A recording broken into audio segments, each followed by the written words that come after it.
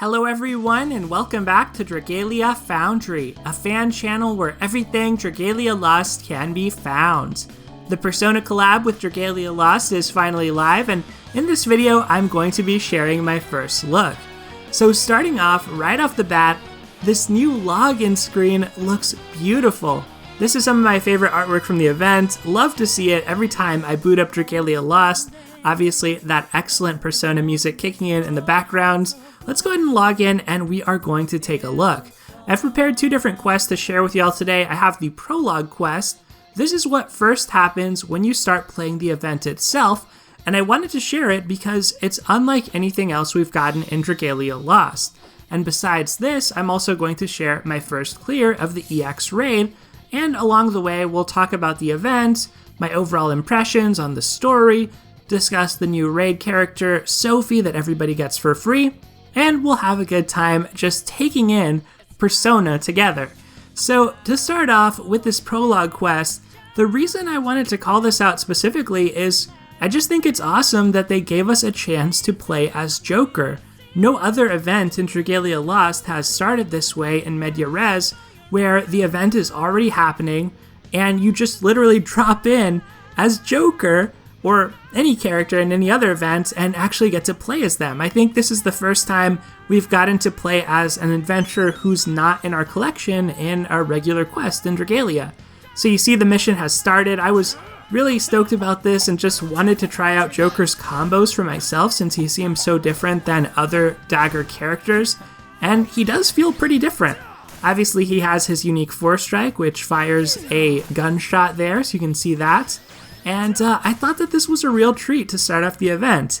Now, it's also pretty shrewd because I already wanted to summon for Joker, and obviously this makes me want to summon for him even more because it was quite fun to play as him. I did get a 5-star on my first day of tenfold summons. Make sure you're logging in every day to do those for free. However, my 5-star was a dragon, and unfortunately it was not Arsene, it was just a Zephyr, so I have not gotten any of the collab characters yet, outside of Sophie, who everybody gets just by playing the raid. So I am hoping I can pick up Joker in the future, and you can see there once we summon Arsene, Arsene also looks really, really good in this collab.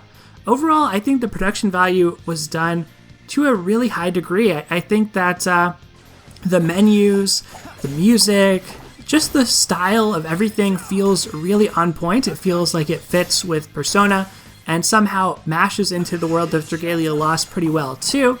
As far as the story, there was some time spent on reconciling that Dragalia is a fantasy world and Persona is more of a modern setting, but I think that the story overall hit some pretty good beats with some real development for Emil and talking about his insecurities, the struggles of the heart that Persona deals with so well. So I think he was a good character for the villain for this event, and without getting into too much of what happens, I do think we're going to see some major character development and improvement for him, and already we have a better sense of what he's going through. So I like that. He's not a character who gets a lot of shine in Dragalia Lost otherwise. Besides that, with the story, there was tons of exposition on Persona terminology, and I feel like I'm none the better for it.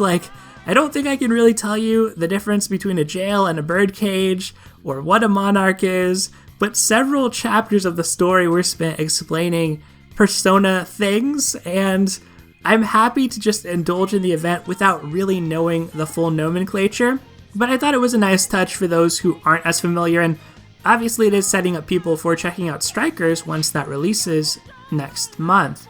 So we're finishing up this story in the prologue here, and then we'll check out the raid menu, then we'll switch over to the EX battle. But a couple of things I want to mention that are related to the event. Obviously we have the login bonuses happening. We have the free daily tenfold summon, so log in for both of those reasons.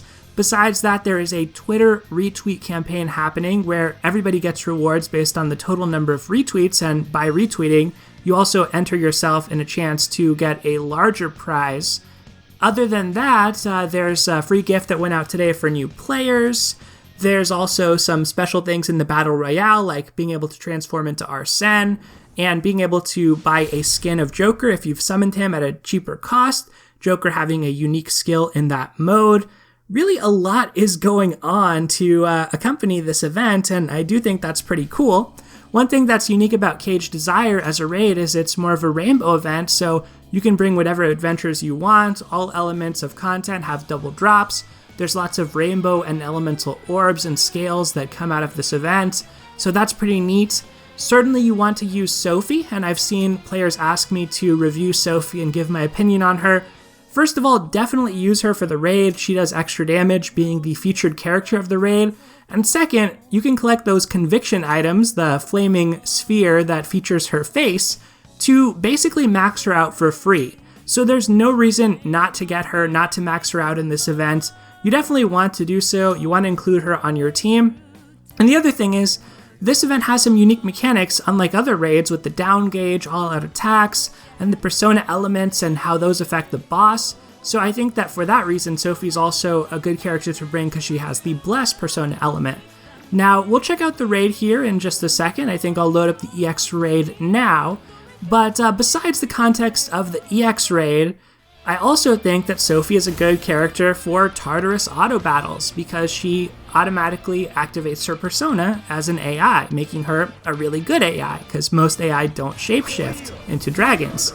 Now, she's a good AI in more ways than one, but anyway, I do think she's a really solid character. She also has a unique chain co-ability, and her light damage regular co-ability is respectable. You know, it's about a 10% damage increase with 15% extra light damage. That's what it translates to.